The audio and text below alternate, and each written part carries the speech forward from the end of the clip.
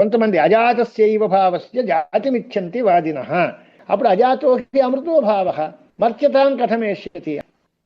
ఏతు పునః కేచిద్ ఉపనిషద్వ్యాఖ్యాతారः బ్రహ్మవాదినः వావదూకాः అజాతస్యైవ ఆత్మతత్వస్య అమృతస్య స్వభావతో జాతిముత్పత్తిమిచ్చంతి పరమార్థత ఏవ తేషాం జాతం చేత్ తదేవ మర్త్యతాం ఏష్యతు అవశ్యం. స చ అజాతో హి అమృతో భావః స్వభావతః సన్ ఆత్మా కథం మర్త్యతాం ఏష్యతి న కథంచన మర్త్యత్వం స్వభావ వైపరీత్యం ఏష్యతి ఇత్యర్థః.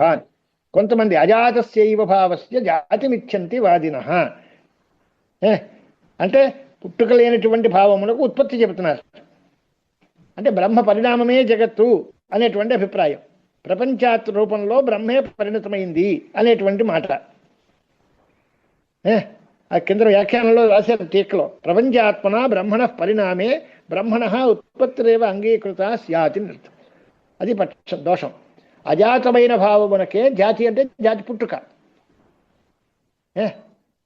ఇదివరకు ఎప్పుడు ఆత్మతత్వం అమృతం అన్నారు కదా, దానికే ఉత్పత్తిని అంగీకరిస్తున్నారు.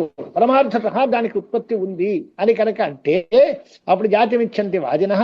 అప్పుడు అజాతో హి అమృతో భావః మర్త్యతాం కథమేష్యతి. అజాతము అమృతము అయినటువంటి భావము మర్త్యత్వాన్ని ఎలా పొందుతుంది అని అంటే నా కథంచన మర్త్యత్వం స్వభావ వైపరీత్యం ఏష్యతి.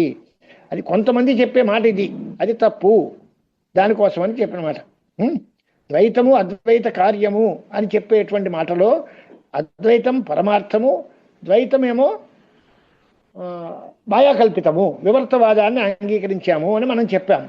అలా కాకుండా తనలాంటి వాళ్ళు కొంతమంది పరిణామపక్షాన్ని అంగీకరించి ఇదే కొంతమంది ఉపనిషద్ వ్యాఖ్యాతలు బ్రహ్మవాదులు వావదూకాహ అంటే మాట ఎక్కువగా అలవాటు కుత్సితం బహుభాషంతే వావదు మాట నేర్చినటువంటి వాళ్ళు అజాతస్యైవ ఆత్మతత్వస్య అమృతస్య స్వభావతః ఉత్పత్తిమిచ్చంతి అన్నారు. అజాతమైనటువంటి దానికి అమృతానికి స్వభావతః ఉత్పత్తిని అంగీకరిస్తాము, అది పరమార్థంగానే ఉంది అండి. అప్పుడు వాళ్ళు ఏమవుతుంది, అప్పుడు దానిలోంచి పుట్టినటువంటిది తదేవ మర్త్యతామేష్యతు, అదే మర్త్యం అవుతుంది అని ఒక మాట చెప్పారు వాళ్ళు. అంటే అజాతమైన అమృతమైన ఆత్మతత్వమే, దానిలోంచి పరమార్థత ఒక ఉత్పత్తి ఉంటుంది, దానికి మర్త్యత్వం వస్తుంది అని. అంటే అప్పుడు ఏం రాస్తున్నారు, సచ అజాతో హి అమృతో భావః స్వభావత సన్, అది స్వభావంగానే అమృతం అయితే ఆత్మ అప్పుడు మర్త్యతాం కథమేష్యతి అని. పరస్పరం అగ్ని నిప్పు చల్లగా ఉంటుంది అని, నిప్పు అంటే వేడిగా ఉంటుంది స్వభావం, అది చల్లతనం ఎలా పొందుతుంది? అలాగే అజాతమైన అమృతమైన భావము మర్త్యత్వాన్ని ఎలా పొందుతుంది? స్వభావ వైపరీత్యం కదా, అది స్వభావ వైపరీత్యాన్ని ఎలా పొందుతుంది అని ప్రశ్న దాని మీద మనం అడిగాం. అజాతో హ్యమృతో భావః మర్త్యతాం కథమేష్యతి అంటే ఆ మతం తప్పు అని అర్థం. నభవత్యమృతం మర్త్యం, అది అమృతము మర్త్యము కాదు. నా మర్త్యం అమృతం తథా, మర్త్యము అమృతము కాదు. దీన్ని విడివిడిగానే చెప్పేయాలి. దానికి కారణమేది, అమృతము మర్త్యము కాదు, అమృతమైన బ్రహ్మ మర్త్యము కాదు, ద్వైతం కాలేదు.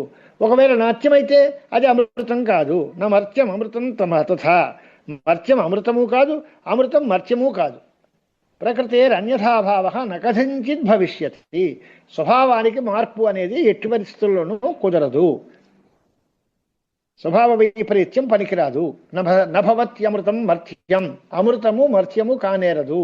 అలాగే నా మర్త్యం అమృతం తథా, మర్త్యము అమృతము కాదు. ప్రకృతి యొక్క అన్యథాభావము అంటే స్వభావము యొక్క విపరీత భావము, స్వభావం మార్పు చెందడము అనేది ఏ ప్రకారంగానూ కూడా కుదరదు. స్వభావేన అమృతో యస్య భావో గచ్చతి మర్త్యతాం కృతకేన అమృతస్తస్య కథం స్థాస్యతి నిశ్చలః.